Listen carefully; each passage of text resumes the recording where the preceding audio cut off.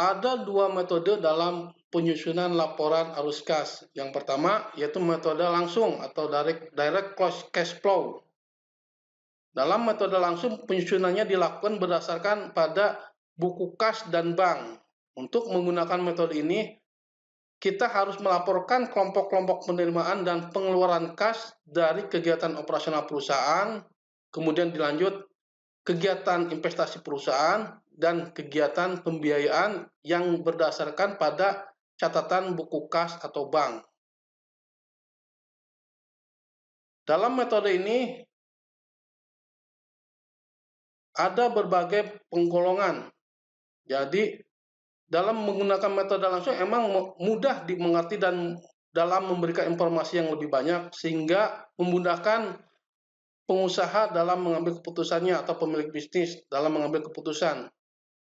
Meskipun data yang dibutuhkan seringkali tidak mudah didapat dan dalam mengumpulkannya pun memerlukan biaya yang cukup mahal. Jadi, karena metode langsung ini bersumber hanya dari buku kas bank ataupun buku kas yang ada dalam perusahaan. Dari sisi penyajian mungkin mudah dimengerti, cuman dari sisi untuk mengumpulkan data-data yang ada dalam catatan kas dan bank ini tidaklah mudah dan butuh pengumpulannya, butuh biaya yang cukup juga tidak murah. Yang kedua, yaitu metode tidak langsung atau indirect cash flow. Dalam metode tidak langsung, penyusunannya dilakukan berdasarkan laporan laba rugi dan neraca.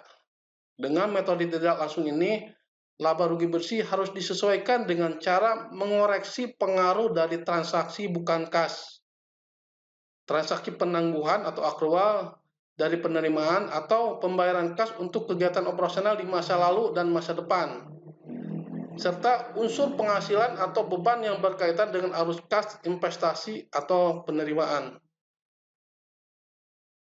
Dalam metode tidak langsung lebih memusatkan pada perbedaan laba bersih dan arus kas dari aktivitas operasi, sehingga dapat menunjukkan hubungan antara laporan laba rugi, neraca, dan arus kas. Untuk membuat laporan arus kas dengan metode tidak langsung lebih mudah, karena data yang diperlukan dapat tersedia dengan mudah dan biaya yang dikeluarkan pun relatif murah.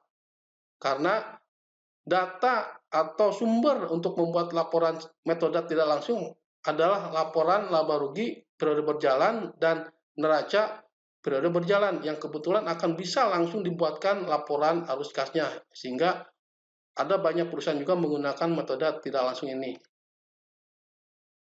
Saya ambil contoh penyajian laporan arus kas dengan metode tidak langsung. Jadi, saya ambil contoh tadi laba rugi Abdul Distro. Kita sudah punya data laporan laba rugi Abdul Distro dan laporan neraca Abdul Distro. Jadi dari metode tidak langsung ini, datanya mengambil dari laba rugi periode berjalan dan neraca periode berjalan. Ini bisa kita lihat, laba rugi Abdul Distro per 31 Agustus menunjukkan angka 1.590.000 laba bersih sebelum pajaknya. Sementara posisi laporan neracanya menunjukkan total aset sejumlah 11.590.000 yang terdiri dari rekening uangnya itu ada di Bank BCA sebesar 10.700.000, persediaannya 890.000, sehingga total aset 11.590.000. Maka kalau saya buat dengan metode tidak langsung, akan nampak seperti di layar sebagai berikut. Ini disajikan dengan menggunakan metode tidak langsung ya. Jadi kita bisa lihat tadi di laporan laba rugi, laporan bersih sebelum pajaknya 1.590.000. Nih, di neraca kita tadi bisa tahu bahwa nilai persediaan akhir periode 31 Agustus dalam laporan neraca Abdul Distro sebesar 890.000 ini sebagai pengurang laba bersih. Karena tadi saya bilang, laporan laba rugi itu tidak semua nilainya itu dalam bentuk kas. Ini salah satunya persediaan yang masih tersisa di periode Agustus, bahwa masih ada persediaan barang sejumlah 890.000, sehingga laba bersih yang kita peroleh dikurangi dengan persediaan akhir periode 31 Agustus, sehingga arus kas operasional yang didapat Abdul Distro yaitu sebesar 700.000.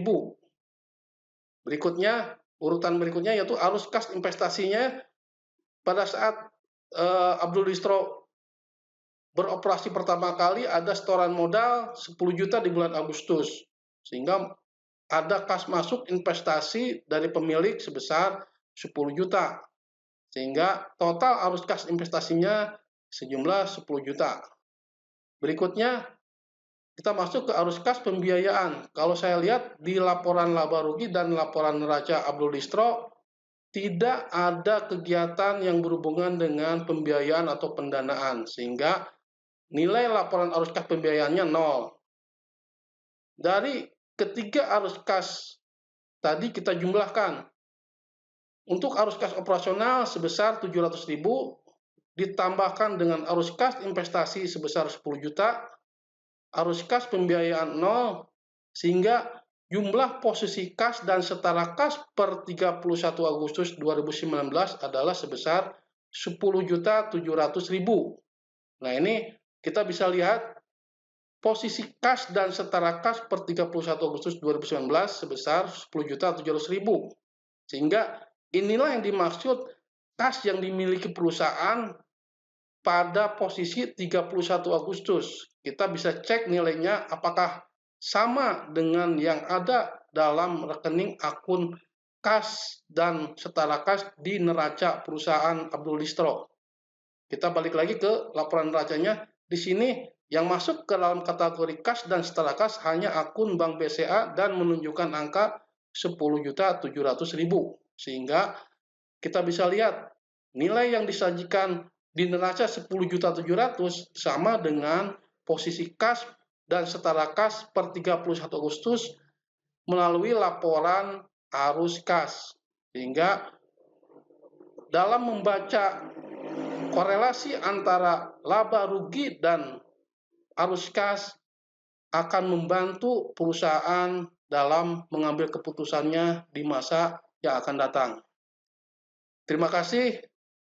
Untuk materi laporan keuangan untuk hari ini sudah saya sampaikan semuanya, dari mulai laporan laba rugi, laporan neraca, laporan perubahan modal, dan laporan arus kas. Semoga dapat bermanfaat bagi rekan-rekan semuanya.